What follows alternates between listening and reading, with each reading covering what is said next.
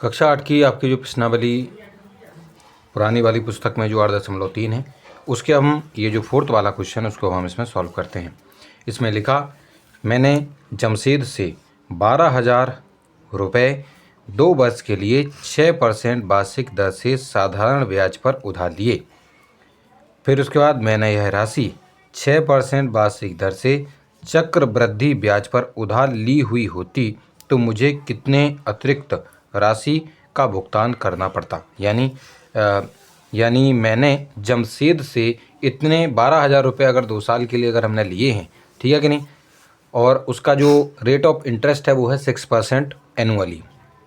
तो उस पर हमें सिंपल इंटरेस्ट अगर हम देते हैं, यानी क्या देते हैं, सबसे पहले हमने किस रूप से ली थी कि भाई हम आपको सिंपल इंटरेस्ट उस पर देंगे, ठीक है कि नहीं।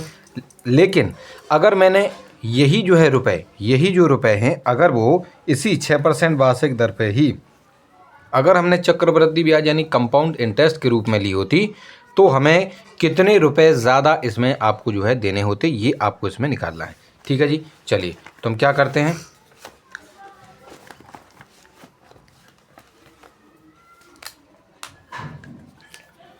इसमें जो चीज़ें आपको दी गई हैं हम सबसे पहले उनको लिखते हैं। इसमें दिया गया है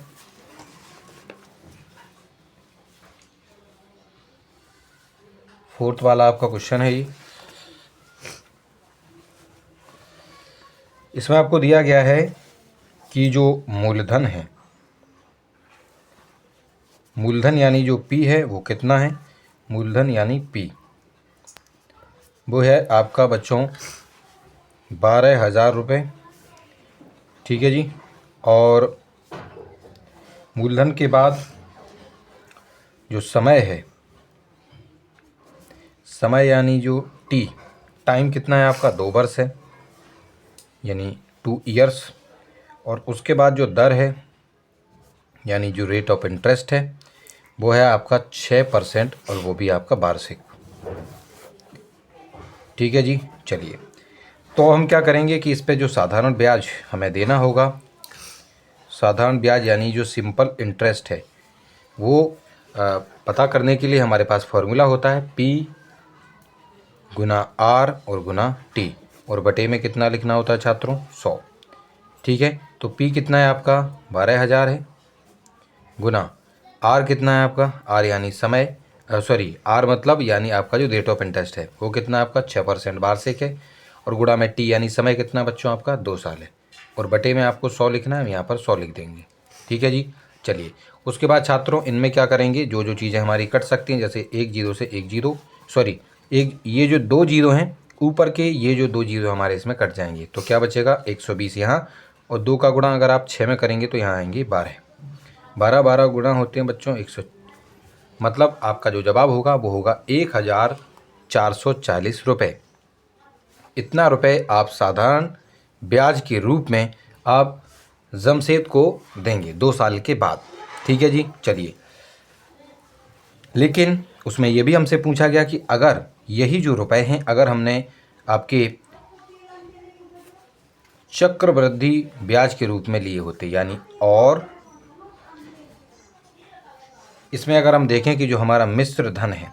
अगर उसको हम निकालेंगे, मिश्र धन यानी अमाउंट, क्योंकि हम यहाँ पर चक्रवृद्धि ब्याज के रूप में अगर हम किसी चीज़ को ले रहे हैं, इतने रुपए को अगर लेते हैं, ये जो हमारे 12,000 रुपये हैं अगर हम इसको लेते और जो रेट ऑफ इंटरेस्ट है वो भी आपकी 6% ही है, तो आपको कितने रुपए ज़्यादा देना है, तो उसके लिए आपको सबसे पहले मिश्र धन इसमें ज्ञात करना होगा, ठीक है जी। चलिए तो यहाँ पर इसका जो फॉर्मूला होता है वो था P bracket 1 plus R upon 100, यानी 1 प्लस जो रेट ऑफ इंटरेस्ट होता है बटे में आपको लिख देना है 100, और यहाँ पर लिखना है N यानी जो टाइम होता है उसको लिखना होता है यहाँ पर, ठीक है जी। चलिए तो P कितना है बच्चों आपका 12,000 है, ठीक है, और यहाँ पर 1 प्लस, तो यहाँ पर R कितना है आपका छात्रों, वो है 6% ही, और बटे में आपको यहाँ 100 लिखना है, और यहाँ पर हमें अपना लिखना है टाइम कितना था बच्चों 2 साल के लिए थे ये, हम यहाँ पर 12,000 लिखेंगे छात्रों, और उसके बाद आप 1 लिखेंगे प्लस यहाँ पर जो आपका 6 है और यहाँ पर जो आपका 100 है, इसको हम आपस में विभाजित करेंगे, तो यहाँ हम पाएंगे कि अगर इस 6 को अगर हम 2 से काटते हैं तो आपका 3 बचेगा, और इस 100 को भी अगर हम आपके 2 से काटते हैं तो बच्चों आपका 50 बचेगा, ठीक है। और यहाँ पर आपका स्क्वायर हो जाएगा 2। ये जो 12,000 है हम 12,000 लिखेंगे, और यहाँ पर 1 प्लस 3/50 को जब हम इसमें हल करेंगे, मैं यहाँ पर आपको हल करके इसमें समझाता हूँ। यहाँ पर इनको जब हम हल करेंगे तो 1 प्लस आपके 3/50 होंगे, इसके नीचे 1 लगाएंगे छात्रों, इनका एलसीएम होगा दोनों का 50। 1 का भाग 50 में करेंगे 50 आएगा, 50 का गुणा 1 में होगा तो 50, और 50 का 50 में करेंगे भाग तो 1 आएगा, और 1 का गुणा 3 में करोगे तो 3 आ जाएंगे। यानी आपको 53 यानी 53 और बटे में आपको 50 लिखना है। यानी इसके स्थान पर बच्चों आप क्या लिख देंगे 53 और बटे में 50, और उस पर क्या कर देना है, इसको स्क्वायर कर देना है। यहाँ पर 12,000 है, ठीक है जी। और इसमें आपको जो 53 बटे में 50 लिखना है, और 53 बटे में 50 आपको 2 बार यहाँ पर लिख देना है इसको, ठीक है। चलिए इसमें हम क्या करेंगे कि यहाँ का 1 जीरो, यहाँ का 1 जीरो कट जाएगा, यहाँ का 1 जीरो, यहाँ का 1 जीरो कट जाएगा, और बाद में जब आप 5 से जब इस 120 को आप काटेंगे तो ये आपका जवाब आएगा 2, और यहाँ पर बचेंगे 2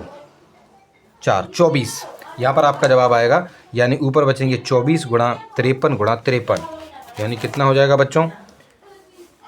24 गुणा 53 गुणा 53, और बटे में आपका रहेगा बच्चों 5। अभी यहाँ पर हमारा ये जो बचा हुआ था इस 5 को हमने यहाँ पर लिख दिया है, ठीक है जी। चलिए तो ये आपका क्या था, ये था आपका मिश्रधन यानी अमाउंट, उतना था ये, ठीक है। चलो अब इनको हम आपस में क्या करेंगे बच्चों, गुणा करेंगे। तो इसमें जो आपका जवाब हो जाएगा वो हो जाएगा 67,416, और बटे में कितना है बच्चों 5। अब इसमें जब हम 5 से भाग करेंगे तो आप इसको भाग को कीजिएगा, और आपका जो जवाब है वो आ जाएगा 13,483.20 पैसे, ठीक है कि नहीं। तो इतना आपका क्या हो जाएगा, वो अमाउंट हो जाएगा जो आप चक्रवृद्धि ब्याज के रूप से अगर लिए होते तो मुझे एक बात बताइए, ये वो पैसे हैं जिसमें आपका चक्रवृद्धि ब्याज भी जुड़ा हुआ है, और साथ में आपके जो है जो पैसे थे 12,000 रुपये वो भी आपके इसमें जुड़े हुए हैं, ठीक है जी। चलिए अब इसमें छात्रों हम क्या करेंगे, हम जानते हैं जो मिश्रधन है अमाउंट है, इसमें बच्चों आपका जो चक्रवृद्धि ब्याज है वो भी जुड़ा होता है, और साथ में जो आपका मूलधन होता है वो भी जुड़ा होता है, जो कि है कितना आपका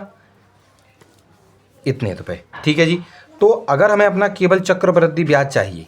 तो हमें क्या करना पड़ेगा, ये जो P है, ये जो आपका P है उसको हम यहाँ भेज देंगे, ठीक है कि नहीं। तो हमारा ये जो कंपाउंड इंटरेस्ट यानी कि जो आपका चक्रवृद्धि ब्याज है वो कितना होगा, क्योंकि प्रिंसिपल कितना था हमारा 12,000 था, हम चाहते तो यहाँ पर भी उसकी वैल्यू को रखकर बाद में भेज देते, ठीक है। तो ऐसे भी हो गया तो भी सही है, कोई गलत नहीं है। तो इन दोनों को जब आप घटाएंगे छात्रों, इनको जब आप घटाते हैं तो आपका जवाब आएगा 1,483.20 पैसे, ठीक है जी। इतने रुपए आपका जवाब होगा। चलो तो उसके बाद हम क्या करेंगे, हमें ये पता करना है, क्योंकि देखो साधारण जो ब्याज है, साधारण ब्याज हमने कितना दिया था, साधारण हमने ब्याज दिया था 1,440 रुपये, और जबकि जो आपका चक्रवृद्धि ब्याज है वो आप दे रहे हैं 1,483, यानी आप कितना रुपए ज़्यादा दे रहे हैं। तो देखिए हम क्या करेंगे, अधिक जो ब्याज है, कितना अधिक आप ब्याज दे रहे हैं उसके लिए हम क्या करेंगे कि जो हमारा चक्रवृद्धि ब्याज है, क्योंकि उसको हम ज़्यादा दे रहे हैं, और घटा देंगे हम अपना सिंपल इंटरेस्ट यानी SI को। तो आपका चक्रवृद्धि ब्याज है इतना बच्चों, उसमें से आप क्या करेंगे 14,440 को कम कर देंगे आप इसमें से, ठीक है कि नहीं, 14,440, तो 40 ये ज़्यादा हो गए और 3 वो, यानी 43.20 पैसे आप इसमें अधिक देने वाले हैं। चलिए तो इस प्रकार से ये वाला क्वेश्चन भी आपका जो है सॉल्व हो चुका है।